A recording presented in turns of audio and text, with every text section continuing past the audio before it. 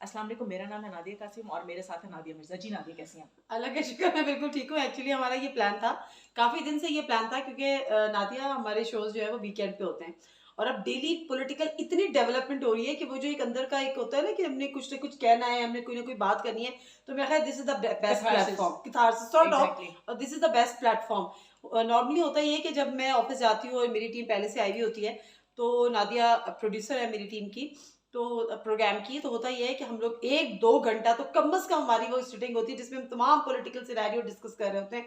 बहुत सारे ऑप्शन पे बात कर रहे होते हैं, पॉलिटिकल डिस्कशंस कर रहे होते हैं। कौन-कौन सी पॉसिबिलिटीज़ हैं, कौन-कौन सी अब क्या होने वाला है, थोड़ी-सी प्रेडिक्शंस भी कर रहे होते हैं। मैं अपना एनालिसिस देने की कोशिश कर रही होती हूँ, ये अपना एनालिसिस देने की कोशिश कर रही होती हैं। तो हमने सोचा कि क्यों ना हम अपना यूट्यूब चैनल जो पहले से जिस पे मैं काफ़ी अर्से पहले काम कर रही थी, अभी कुछ अर्से से नहीं कर रही थी, उसका स्टार्ट लिया जाए। तो नादिया मुझे बताया कि पहले तो आप बहुत ज़्यादा कंटेंट को देख रही होती थी ना, अभी जो चीज़ें चल रही हैं मैं तो सबसे जब मिल रही होती हूँ तो पूछ रही होती हूँ कि इमरान खान की हुकूमत जाएगी या इमरान खान की हुकूमत नहीं जाएगी। तो बीइंग अ प्रोड्यूसर अगर मैं यही सवाल इस सब तुमसे कर लूँ तो क्या बोलोगी तुम? अभी आज जो है वो प्राइम मिनिस्टर, जिस सामने उनको देखा कि वो कराची गए हुए थे, एमकेएम के मरकज बहादराबाद एमकेएम से मिल रहे हैं, फिर कल जो है वो उनका लाहौर जाने का भी प्लान है, क्यू लीग से मिलेंगे। देख के लगता यही है कि प्राइम मिनिस्टर इमरान खान कहते हैं घबराना नहीं है, लेकिन प्राइम मिनिस्टर इमरान खान जो है ना, जिसने बिलावल ने कहा कि उनकी कांपे टांग रही तो मैं भी लगता है कि यार देखो देखो बिलावल को कुछ नहीं कहना। नहीं, मैं भी अभी उनकी फैन हूँ। जब से मैं ऑनेस्टली स्पीकिंग उनका जलसा कवर है किया, ना मैं उनकी फिलहाल फैन है हूँ ना पिछले मजा 2-3 आया दिन था से। ना। आप वैसे बताइए कैसा एक्सपीरियंस वो रहा? क्या होता है हमने उसके बाद क्या कहता है रोल तो रोल गए कर अच्छे से बढ़ आई है। तो वो एक बहुत हमारा जो था ना वो बड़ा एक फुल ऑफ हैपनिंग और जिसको कहना चाहिए थ्रिल एडवेंचरस और उसकी डिटेल में हम लोग किसी और वीडियो में या हो सकता है अभी शेयर कर लें कि हमने किस तरह से हम लोग गए। और मुझे तो अपनी जर्नलिज्म के अर्ली डेज याद आ गए थे कि जब बड़ा एक्टिव होते थे, रोड्स पे भाग रहे हैं, माइक लिया हुआ है, तो ये सब कुछ हुआ था। इस दफा तो नादिया, आपको नहीं लगा कि हम ट्रक की बत्ती के पीछे भाग रहे थे? नहीं नहीं ट्रक की नहीं बत्ती के नहीं, कंटेनर हम की। ट्रक के पीछे भाग रहे थे। हम एक्चुअली ट्रक के पीछे भाग रहे थे। नहीं, वो थोड़ा सा एक्सपीरियंस शेयर करें कि वो क्या सीन था, मतलब हम क्यों भाग रहे थे, और हुआ जब क्या था? तुम्हें मैंने सिमरन बनाया था। अकेली लड़की को मैं रोड पे कहाँ छोड़ूं? हुआ ये था कि जब हमने बड़े आम शख्सियात थी जो हमारे साथ बड़े कोऑपरेट करी थी, इसमें कोई शक नहीं है। और मेरा ख्याल है फैसल करीम कुंडी का नाम भी हमने यहाँ पे लेना अभी नहीं लेंगे चाहिए। तो जाती होगी। नहीं लेंगे नहीं तो लेंगे तो ज़्यादती जाती होगी। होगी। उन्होंने भी हमारे साथ बड़ा कोऑपरेट किया बिलावल के इंटरव्यू के लिए। और लास्ट मोमेंट पे तो हमें बिल्कुल ऐसा लगा था कि अब शायद ये इंटरव्यू नहीं हो पाएगा क्योंकि हम नदीम अफजल चंद के घर पे थे। नदीम अफजल चंद के घर पे हमने शहरी रहमान का इंटरव्यू किया एंड राजा परवेज अशरफ का इंटरव्यू कर लिया। फिर हमारा जो एक जाहिर सी बात है हम पार्ट्स में वो प्रोग्राम कर रहे थे। नॉर्मली जब हम आउटडोर शोज कर रहे होते तो पार्ट्स में कर रहे होते। फिर हमने ट्रक पे जाना था और हमने बिलावल का इंटरव्यू करना था और हमें लास्ट मिनट पे पता चला कि सब पहुंच गए, ट्रक पे हम रह गए नासिर बाग लाहौर नासिर बाग। नासिर बाग में। अब जरा तुम बताओ क्या हुआ था? हुआ ये कि पहले जो है वो हमें कहा गया कि आपने जो है वो फौरन ट्रक पे चढ़ना है, सिक्योरिटी ने रोक दिया वहां पे।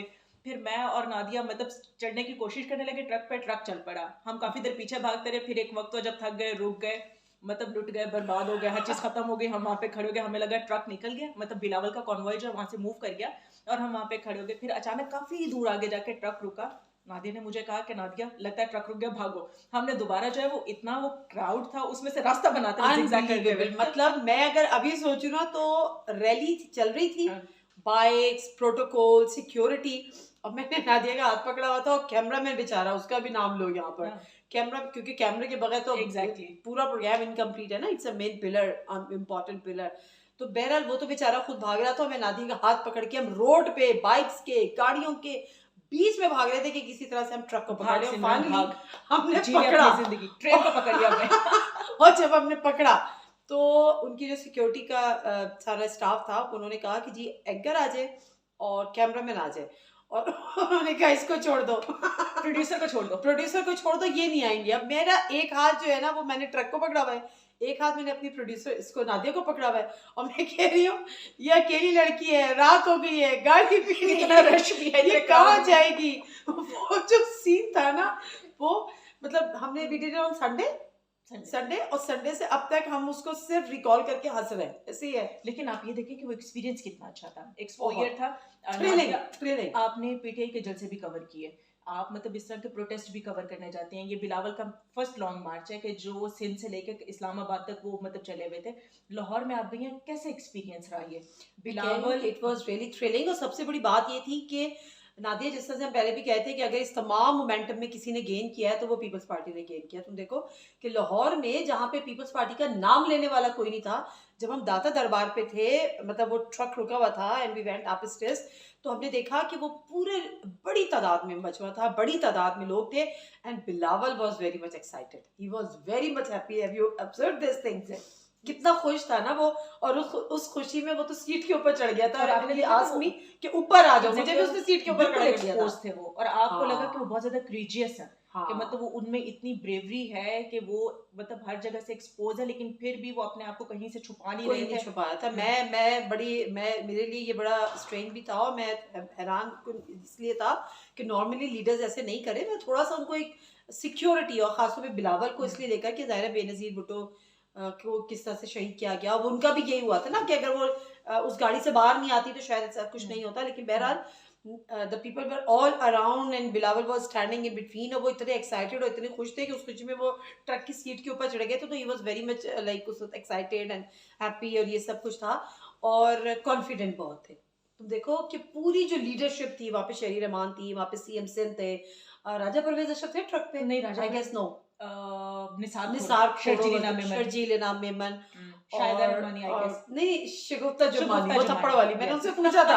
अरे ये बड़े मजे का सीन था। हाँ, जब वो नीचे वो जो स्टेज आई थी, वो वहां पे बैठी हुई थी, उनसे मेरी बड़ी पुरानी गपशप है। तो जब मैंने उनको देखा कि वो नीचे बैठी हुई है, तो मैं उनके पास गई, मैंने कहा क्या हाल है? वो मैंने कहा आप शोध में नहीं आ रही, किसी बुलाती नहीं हो?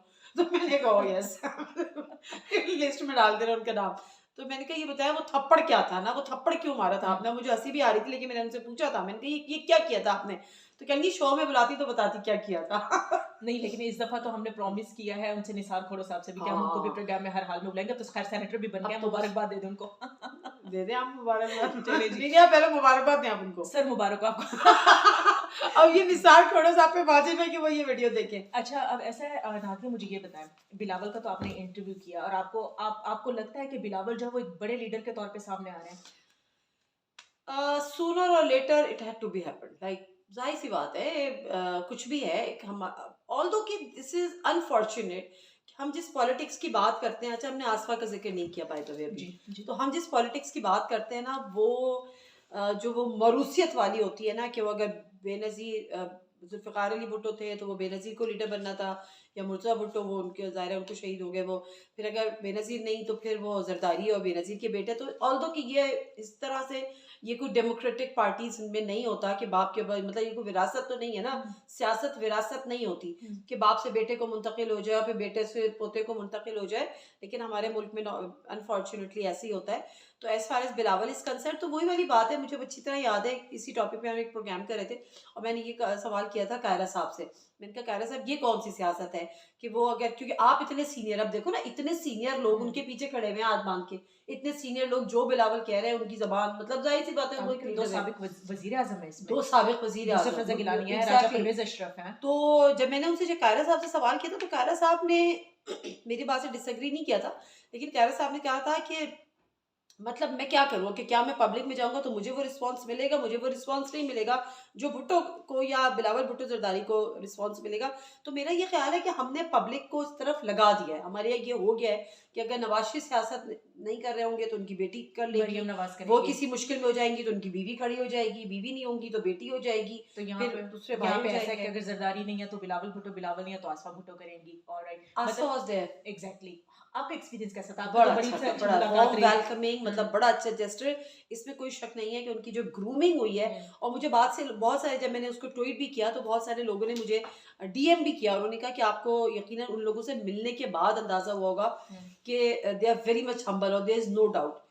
जब हम नदीम अफजल चंद के घर पे थे, वो एक्सपीरियंस याद है ना, जब बिलावल एग्जैक्टली, वो स्टेयर्स पे जा रहे थे और उन्होंने देखा है कि ये दोनों फीमेल्स जो है, दोनों जर्नलिस्ट यहाँ नीचे खड़ी हैं। उन्होंने जाते जाते बकायदा आपको और मुझे उन्होंने हेलो हाई किया खुद से रुक के। हाँ मतलब उनको एक आइडिया है कि उन्होंने सबको किस तरह जो है वो मतलब साथ लेके चलना है, किस तरह सबके साथ जो है उन्होंने उनसे बात करनी है। और वो इसलिए भी कि आप हम्म। देखो ना कि उनके घर के अंदर उनकी तमाम लीडरशिप थी, एग्जैक्टली। उसमें नॉर्मली जर्नलिस्ट नहीं थे, सिवाय एक आध जी अंदर बैठे जी हुए थे। जी। तो जब हम वहां पर गए और हमने अंदर बताया था कि हम लोग यहाँ पर आए हुए हैं, तो उन्होंने हमें अंदर बुलाया, अंदर कैमरा अलाउड नहीं था। वार्मली वेलकम किया उन्होंने। हाँ, एग्जैक्टली। और फिर उन्होंने हमें अंदर बुलाया, तो ये एक उनका अच्छा जेस्चर था। But anyways that was the whole story we shared about Bilawal Bhutto Zardari. उनके साथ और भी चीजें रही, मैं ख्याल है नेक्स्ट वीडियोस में करेंगे। तो let's talk about Imran Khan. तो इमरान खान, आप बिल्कुल सही कह रही हो नादिया के घबराए हुए, ज्यादा ज्यादा घबराए ज्यादा। हुए। अच्छा, क्योंकि लेकिन पता है हाँ, बात कंप्लीट करो। मुझे ये लगता है मतलब जिस तरह, क्योंकि ज़ाहिर है हम मीडिया में है तो हम डिफरेंट लोगों का एनालिसिस भी सुनते हैं, डिफरेंट सीनियर लोगों के एनालिसिस सुनते हैं। कहा जाता है कि अभी जो है इमरान खान और इस्टेब्लिशमेंट सेम पेज नहीं रहा। उन्होंने शायद इमरान खान को पूरा ग्राउंड दे दिया खेलने के लिए कि अब आप जाएं और आप देखें फील्ड में क्या होता है। अब आप खुद करें, जी। अब आप खुद खेलें, मतलब अपने चक चक बॉलिंग भी खुद कराएं, बैटिंग भी बैटिंग भी खुद खुद करें। कराएं, फील्डिंग भी आप खुद करें, आउट भी लोगों को खुद करें। आउट करना भी अब किसी की जिम्मेदारी नहीं है। बट नादिया, मुझे तो, जैसे तुम कह रही हो ना कि वो घबराए हुए हैं, मुझे वो घबराए हुए से ज्यादा झुंझलाए हुए लग रहे हैं। गुस्से में नहीं होता बंदा है, मतलब तुम उनके बयान आज के देखो ना, मैं इसको नहीं छोड़ूंगा, वो मेरे बंदूक के निशाने पे है, आसिफ जरदारी मेरे बंदूक के निशाने पे है मौलाना वो। फजल रहमान के बारे में बात की, शहबाज शरीफ के उन्होंने तो बारे मुझे में भी बात क्या की। पढ़ के सुना रही थी मौलाना फजल रहमान।